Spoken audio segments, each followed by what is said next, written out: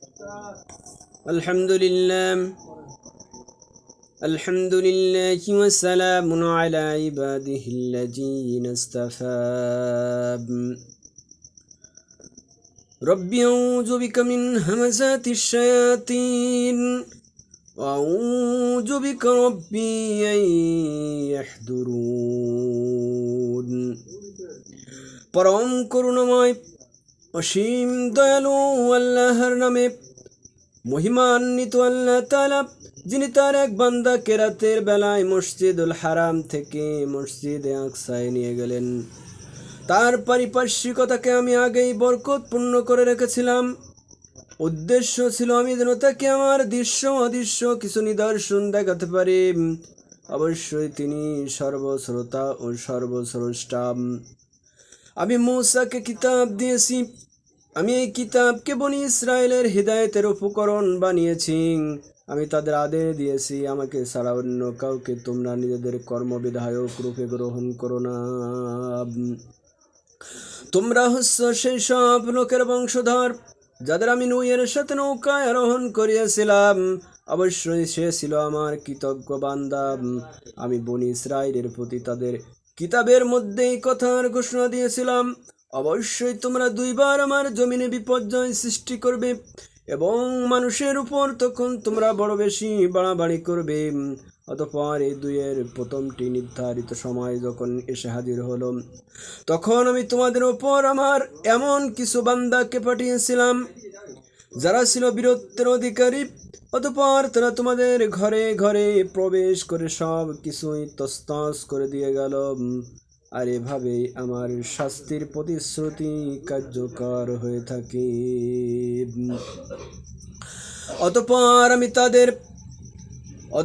আমি তাদের ওপর বিজয় দিয়ে দ্বিতীয়বার তোমাদের সুদিন ফিরিয়ে দিলাম এবং ধন সম্পদ ও সন্তান সন্ততি দিয়ে তোমাদের আমি সাহায্য করলাম।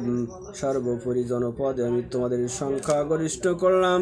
যদি তোমরা কোনো ভালো কাজ করে থাকো, তা করেছো তোমাদের নিজেদের জন্যে। তোমাদের কেউ যদি কোনো মন্দ কাজ করে, খারাপ কাজ করে থাকে, তাহলে তার দায় দায়িত্ব একান্তভাবে তার নিজের উপর।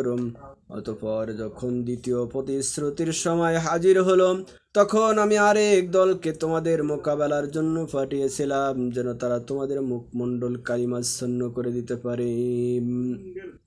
যেমন করে প্রথমবার এই আক্রমণকারী ব্যক্তিরা মসজিদুল আকসায় প্রবেশ করেছে, আবার যেন তারা মসজিদে প্রবেশ করতে পারে এবং যে যে জিনিসের উপর তারা অধিকার জমাতে পারে তা ধ্বংস করে দিতে পারে। সম্ভবত এর মাধ্যমে আল্লাহ তাআলা তোমাদের উপর অনুগ্রহ করবেন। আর তোমরা যদি বিদ্রোহের দিকে ফিরে যাও, তাহলে আমিও আমার শাস্তির পুনরাবৃত্তি ঘটাবো। আর আমি তো অস্বীকারীদের জন্য জাহান্নামকে তাদের কারাগারে পরিণত করেই রেখেছি। অবশ্যই কোরআন এমন এক পথের নির্দেশ দেয় যা মজবুত। যেসব বিশ্বাসী মানুষ ভালো কাজ করে, এই কিতাব তাদের এই সুসংবাদ দেয় যে তাদের জন্য আল্লাহর কাছে এক মহা পুরস্কার রয়েছে। অপরদিকে যারা পরকালে বিশ্বাস করেন, আমি তাদের জন্য জাহান্নামের কঠিন আযাব প্রস্তুত করে রেখেছি।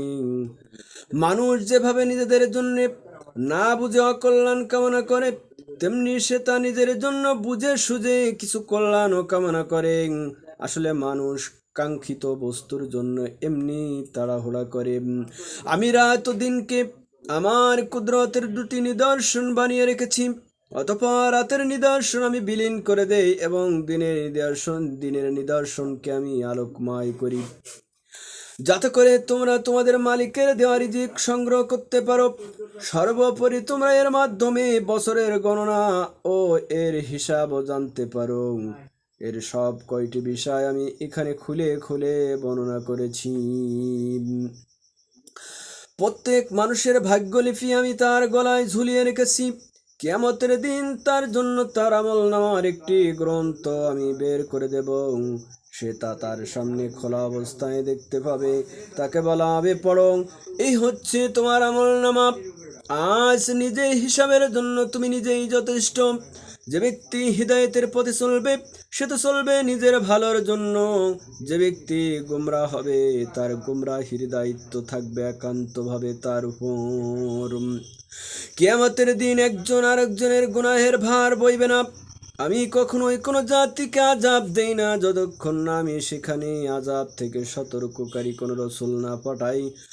আমি যখন কোনো জনপদকে ধ্বংস করতে চাই তখন তার বিত্তশালী লোকদের ভালো কাজের আদেশ করি, কিন্তু ভালো কাজের বদলে সেখানে তারা গুনাহের কাজ করতে শুরু করে, অতঃপর সেখানে আমার আযাবের ফয়সালা প্রতিষ্ঠিত হয়ে যায়। পরিশেষে আমি তা সম্পূর্ণরূপে ধ্বংস করে দেই। নূহের পর এই একই কারণে কত মানব গোষ্ঠীকে আমি ধ্বংস করে দিয়েছি। হে নবী, তোমার প্রতিপালক তার বান্দাদের গুনাহের খবর রাখা ও তা পর্যবেক্ষণ করার জন্য একাই যথেষ্ট। কোনো ব্যক্তি দ্রুত দুনিয়ার সুখ সম্ভোগ পেতে চাইলে আমি তাকে এখানে তার জন্য যতটুকু দিতে চাই তার 70 দিয়ে দেই, অতি সত্বর তাকে আমি দিয়ে দেই, কিন্তু তার জন্য অতঃপর জাহান্নামই নির্ধারণ করে রাখি, যেখানে সে নিন্দিত, অপমানিত এবং বিতাড়িত অবস্থায় প্রবেশ করবে।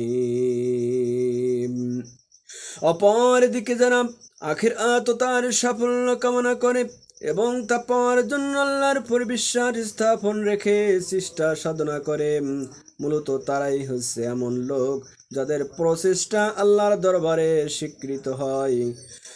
হে নবী, আমি এদের এবং ওদের সবাইকে তোমার মালিকের দান থেকে সাহায্য করে যাচ্ছি এবং তোমার মালিকের দান করার জন্য বন্ধ নয়। হে নবী, তুমি দেখো কিভাবে আমি পার্থিব সম্পদে তাদের একজনকে আর একজনের উপর শ্রেষ্ঠত্ব দান করি। অবশ্যই মর্যাদার দিক থেকে আখিরাতে অনেক বড়, অবশ্যই মর্যাদার দিক থেকে আখিরাত অনেক বড়, তার ফজিলত বহুলাংশে বেশি।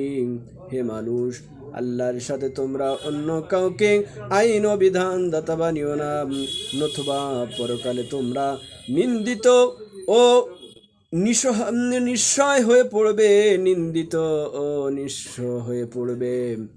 সুবহান রাব্বিকা রাব্বিল ইজ্জাতি আম্মা ইয়াসিফুন